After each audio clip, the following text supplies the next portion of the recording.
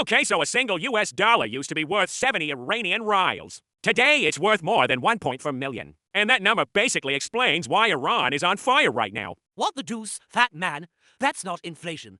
That's a currency being erased. The Rial has lost roughly 20,000 times its value since the Islamic Republic took power. But currencies collapse all the time. Why does this turn into mass protests and bodies in the streets? Because when money stops working, society stops working, prices don't creep up, they jump overnight. Wages become meaningless, savings evaporate, and now at least 12,000 people have been killed, according to human rights groups, with the real number likely higher because the regime shut the country off from the internet. Therefore, the government panics. Exactly. Iran imposed a near-total communications blackout. Internet traffic dropped to almost zero. Phone lines were disrupted. State media tightened control. When a regime cuts information like this, it's not restoring order.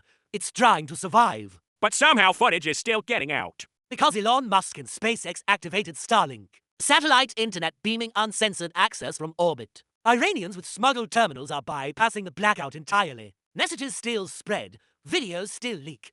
That's catastrophic for an authoritarian system built on information control. Therefore, this stops being just an internal crisis. Right. Donald Trump has publicly warned that the US is considering very strong options if protesters keep being killed. Iran's Supreme Leader fired back, accusing Washington of deceit while security forces keep shooting. Trump now faces a choice: escalate or back down while the death toll climbs. But if the Rial is dead, what do people actually use? Anything that holds value.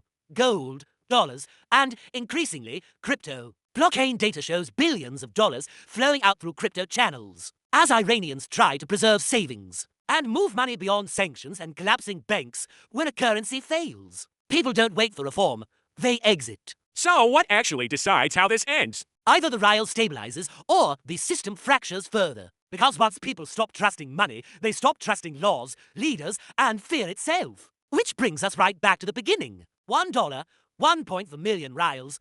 That's how a currency collapse turns into a national crisis.